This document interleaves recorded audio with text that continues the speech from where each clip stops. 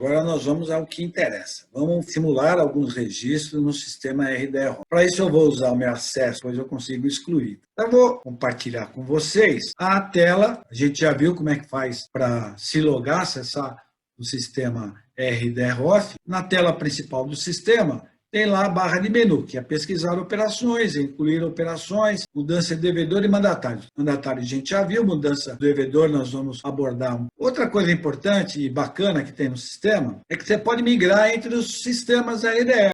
Você clicando em RDCDNR, ele já vai para o sistema. Se você clicar no RDROF, ele volta. Vamos incluir uma operação. Quando eu clico em incluir a operação, ele aparece um menu com as diversas modalidades que são permitidas para fazer o registro no RDROF. Empréstimo direto, financiamento e importação, empréstimo mediante lançamento de títulos, recebimento antecipado de exportação, arrendamento mercantil financeiro, financiamento de organismos internacionais, demais financiamentos, serviço de tecnologia, arrendamento mercantil, operacional, aluguel e afretamento. São as modalidades que a gente acabou de ver na apresentação. Vamos simular o registro de um empréstimo direto. A primeira informação que aparece é quem é o devedor. Veja que, apesar da informação que aqui constar, estar vinculada CNPJ, no caso da Clearview, que é a declarante, eu poderia colocar aqui, se eu tivesse mandato, CNPJ ou CPF de um outro devedor. Essa opção é particularmente utilizada pelos bancos, quando eles prestam serviço para os seus clientes para a inclusão de operações. Lembrando, pessoal, que só pode fazer isso se tiver mandato. Vamos fazer um em nome da Clearview. Coloco o CNPJ da Clearview, a moeda, vou escolher dólar, o valor, 10 mil, vou informar se possui encargo sim ou não, e lembrando que encargo não é juro, da nossa simulação vou dizer que sim. Informações complementares.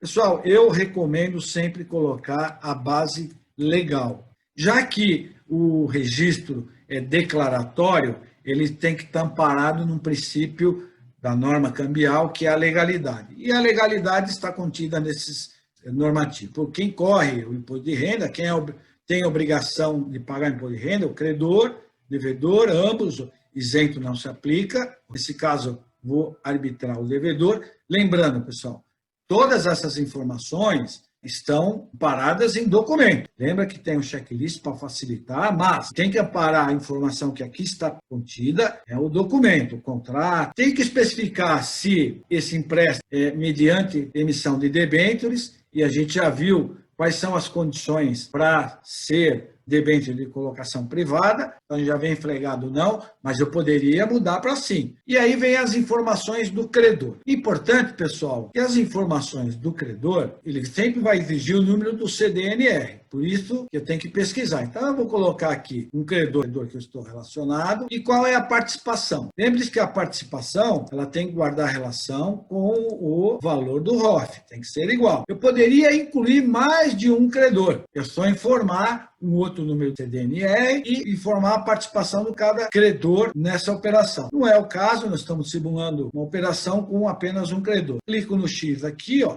e some a informação que eu havia colocado. Outra informação obrigatória que o sistema exige é qual é a relação entre o devedor e o credor. E são 4 opções. Não há relação, o devedor, portanto, Clearview, é investida porque ela recebe capital do credor em 10% ou mais, ele deveria ter um RDIED, e o sistema consiste essa informação.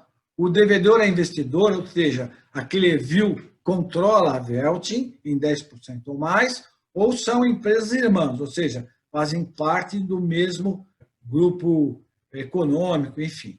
Para nossos efeitos aqui, não há relação. Lembre-se que eu falei dos dados do contato. É uma pegadinha do ROF, ele é o responsável legal pela operação. É quem o Banco Central vai contatar para eventuais esclarecimentos ou também para eventuais sanções. Então, eu tenho que colocar aqui quem é o responsável legal. São informações obrigatórias. Se eu não colocar isso, o sistema não vai permitir eu seguir adiante. Só lembra que eu comentei que eu posso incluir um garantidor, eu posso incluir um outro participante. Se eu tivesse um garantidor, eu clicaria aqui em garantidor e abriria uma opção para incluir um garantidor. E aí eu tenho que categorizar ele, né? Eu tenho que especificar quem é esse garantidor.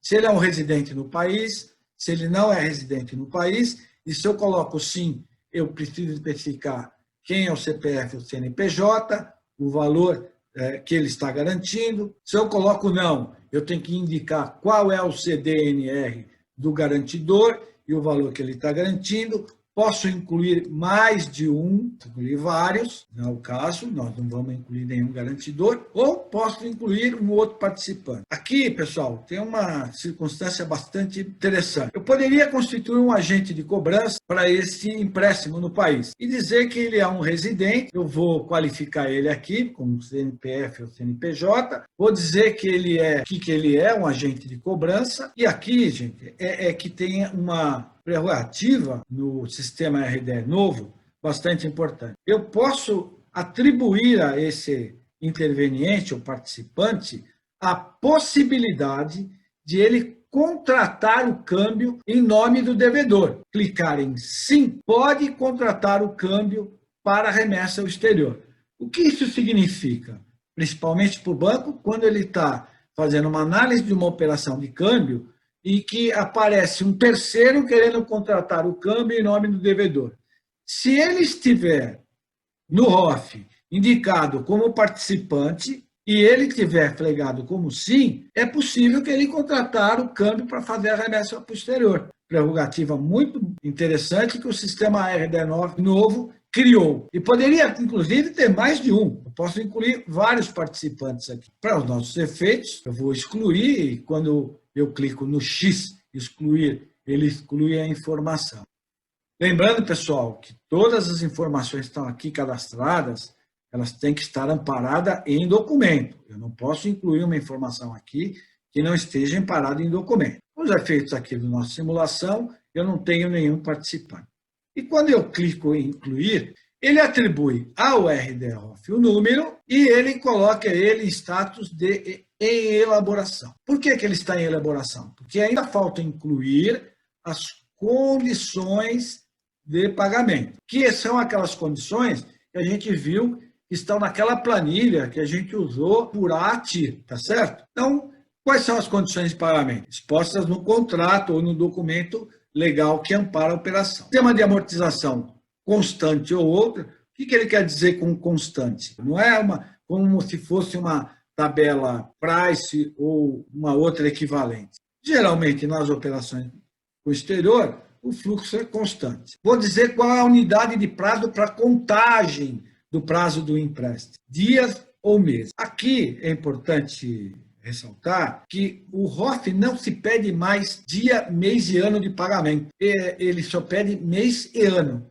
Eu recomendo usar sempre mês. E aqui eu tenho que informar se tem juros sim ou não. Veja que na tela anterior nós informamos se tinha encargo. Encargo não é juros. Para esse efeito aqui eu vou dizer que tem juros. Ele abre uma telinha aqui para eu informar as condições de pagamento de juros. E aí eu tenho que colocar quando vai começar a contar esses juros. Se de uma data fixa, e eu tenho que informar a data, uma data da assinatura do contrato, e eu tenho que informar a data, do ingresso dos recursos, aí a contagem passa a ser da data do fechamento da liquidação do câmbio, ou um outro evento para a contagem do prazo.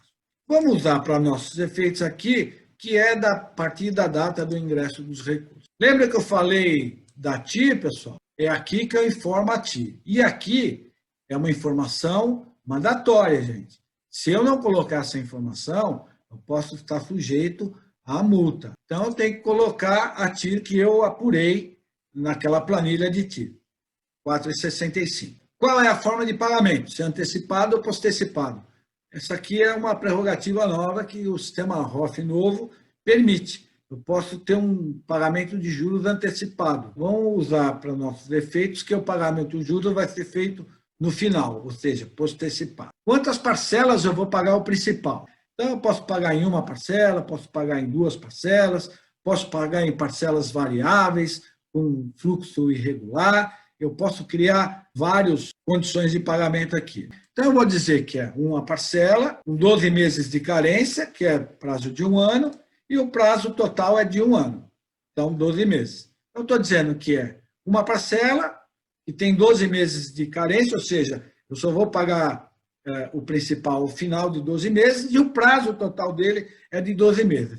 Se eu quisesse incluir mais condições de pagamento com fluxo irregular, é só clicar no botãozinho mais e ele vai criando várias ordens para que você possa incluir outras condições de pagamento. Por exemplo, posso começar com pagamento anual, depois ele virar semestral, depois ele virar trimestral e assim por diante. No nosso caso aqui, nós vamos usar um fluxo e também condições de pagamento de juros. Eu vou dizer quantas parcelas eu vou pagar de juros, qual é a periodicidade e qual é o prazo. Nesse caso, eu estou informando o sistema que eu vou pagar os juros junto com o principal, no mesmo prazo. Eu poderia também informar mais condições de pagamento de juros, da mesma forma que eu faço com o principal. Poderia, primeiro período é anual, segundo semestral, o terceiro trimestral e assim por diante. E tenho que informar a taxa de juros, obviamente. Quando eu clico em informar a taxa de juros, ele me abre um combo para eu escolher qual é a taxa de juros fixa, CDI, Euribor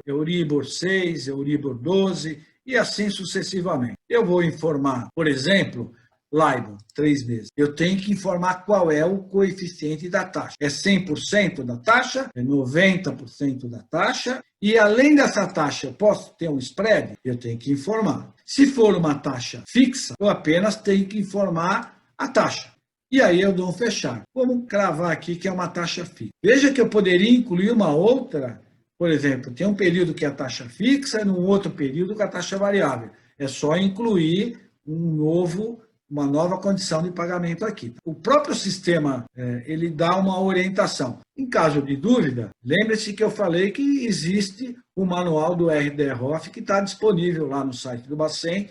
Quando eu dou salvar, continua em elaboração. Por quê? Se eu quiser finalizar a elaboração, eu tenho que clicar aqui para finalizar. Não vou fazer isso porque nós estamos fazendo uma simulação. Por isso que é fundamental fazer o checklist antecipadamente, que facilita a transcrição da informação do papel do checklist para fazer o rol. Vamos incluir agora uma outra modalidade, financiamento e importação. Da mesma forma, eu tenho que incluir quem é o devedor, a moeda, vamos usar euro por hipótese, vamos colocar um valor, se possui encargos, eu vou colocar. E não, como eu falei para vocês, sempre usando a base legal nas informações complementares. É muito importante colocar isso, pessoal, porque em eventuais necessidades de uso do Poder Judiciário para resolver problemas com RDR-ROF, até no processo administrativo do Banco Central, essa informação é importante. Por conta de quem corre imposto de renda, vamos usar o credor nesse caso. Quem é credor, né, no caso de um financiamento e importação, qual é o valor, o relacionamento, o CPF do responsável, lembre-se da informação de adicionar garantidor ou adicionar outro participante, do incluir, um financiamento e importação, ele abre sempre a outra tela de condições de pagamento. E aí eu vou informar quais são as condições de pagamento. Condição de pagamento constante, unidade de prazo meses, se tem juros vou colocar que sim, condição de pagamento, posso colocar uma data fixa, vou colocar uma data qualquer, vou colocar aqui a data da assinatura do contrato, vamos dizer que foi no dia 27/8/2020, o TIR da operação, juros antecipado ou postecipado, vou colocar postecipado, condições de pagamento de principal, número de parcelas. Nesse caso, eu vou colocar 2, vou colocar uma carência de 6 meses, periodicidade 6 meses e vou colocar um prazo 12 meses. Ele vai consistir essa informação. Está dizendo assim, eu tenho 2 parcelas semestrais, o pagamento é de 6 em 6 meses e o prazo total é 12 meses. Da mesma forma, pagamento de juros, eu vou colocar 2 parcelas, 6 meses, e o prazo total, 12 meses. Vou ter que informar qual é a taxa de juros, vou colocar aqui que é, por exemplo, uma LIBOR, 12 meses, vou dizer que é 100% da LIBOR, vou dizer que tem um spread de 1% e vou dar salvar. Veja que ele já gravou a operação financiamento e importação aqui. Tá? Vamos agora incluir uma operação de recebimento antecipado. Vou colocar a moeda, coloco o valor, se tem encargo sim ou não, a tal da base legal, a responsabilidade, a exportação, a alíquota é zero, não é aquela isenta, é zero. Se não houver nenhuma previsão, coloca devedor. Tem que colocar o CDNR, a participação, CPF do responsável, telefone e o e-mail. Do incluir, e ele vai gerar, assim, esqueci o relacionamento, que ele já consiste. Incluir, ele gera o número específico dessa modalidade. Já abrindo as condições de pagamento. Veja que nesse caso, ele não abriu aquela forma de amortização constante ou outra. Ele já traz mês, vou colocar aqui a data de ingresso, se possui juros sim, aí eu vou ter que colocar total, forma de pagamento, eu posso colocar aqui antecipado, número de parcelas uma, carência vou colocar 13 meses, lembrando que recebimento antecipado de exportação só é exigido o registro no ROF se o prazo da antecipação do recebimento for superior a 360 dias em relação à data de embarque. Colocar 13 meses e aqui também uma parcela. Só incluo pagamento de juros se os juros forem pagos em moeda. Se ele for pago em mercadoria, eu não tenho que incluir essa condição. Vou informar a taxa, vou falar que é CDI, por hipótese, 100% do CDI e colocar um spread de 1%. Vou dar um salvar, já fez o registro da operação. Os registros de ROF, no início, eles são iguais. O que vai mudar ao longo do registro do ROF é algumas informações em função da característica da operação. Vamos simular mais um aqui, de título. Vocês vão ver que ele vai pedir uma série de informações adicionais nesse caso. Vou dizer a moeda dólar. Veja que nesse caso, ele não pediu valor. Por que ele não pediu valor? Porque um ROF, mediante emissão de lançamento de título, o título é lançado no exterior, ele tem um programa de emissão de 100 milhões, mas eu posso colocar só 5 milhões, então por isso que não tem valor da denominação. Isso vai acontecer de acordo com os câmbios que forem vinculados ao ROF. Se possui encargo sim ou não, a base legal, por quem corre imposto de renda, e aqui ele criou a informação do agente. O imposto de renda pode ter um agente fiscal, que é responsável pelo pagamento de imposto de renda. Qual é o valor da emissão? Aqui sim, eu tenho as informações relativas ao título, são informações específicas. Então, vou dizer que é uma emissão de 5 milhões, a data de emissão, ou seja, a data prevista para emissão, eu vou dizer que é no dia 2 de setembro. Qual é o preço de emissão? Vou dizer que é 98% do valor de face. Qual é o rendimento? O yield da operação é a TIR dessa operação. Tá? Vamos usar como referência, a gente calculou, forma de colocação do título, privada, pública ou mista. Então, vou dizer que é privada. Privada significa que ele não vai ser negociado em bolsa, ele não tem mercado em bolsa de valores. Qual é o mercado de colocação? Posso colocar Estados Unidos. Se ele vai ser listado em bolsa sim ou não, se é uma colocação privada, em geral ele não é listado em bolsa, então eu vou clicar não. E se ele tem o WISIN Code. Se eu coloco sim, eu tenho que informar o WISIN Code. Se eu coloco não, ele não pede o WISIN Code. Da mesma forma, se eu colocar sim na bolsa, eu tenho que informar qual é a praça da bolsa. Isso são informações que são requeridas pelo sistema de acordo com a condição da operação. Quem é o agente, e aqui nós não estamos falando credor, mas agente de pagamento, que é uma das características dessa operação, o relacionamento entre credor e devedor, os dados de contato e incluir. Veja, pessoal, as informações requeridas pelo sistema, elas estão de acordo com cada modalidade. Ele chama de informações específicas. No caso, por exemplo, de serviços de tecnologia, ele vai pedir o número de registro no INPI. O que muda é a terminologia, não é credor, não é devedor, é cedente, enfim. Mas as informações, tirando as informações específicas, são iguais para todas as operações. Uma coisa que é importante é assim, eu fiz aqui uma série de inclusões, mas eu não quero que fique essas informações lá no sistema, não. Pode ser que o Banco Central me questione. Então, eu em pesquisar, informo o número CNPJ do devedor, clico em pesquisar, ele apareceu todas as operações que nós acabamos de incluir. Eu vou aqui no ações, clico em excluir. E aí ele vai, confirma excluir? Quero confirmar e excluir. Mais uma vez, excluir. Mais uma vez, excluir. Mais uma vez. Se eu incluir uma informação correta, eu posso excluir ele enquanto não houver um câmbio vinculado ou um evento de movimentação manual, que nós vamos ver mais para frente. Recomendação: faça o checklist e, no caso de dúvida, consulte o manual do RDR.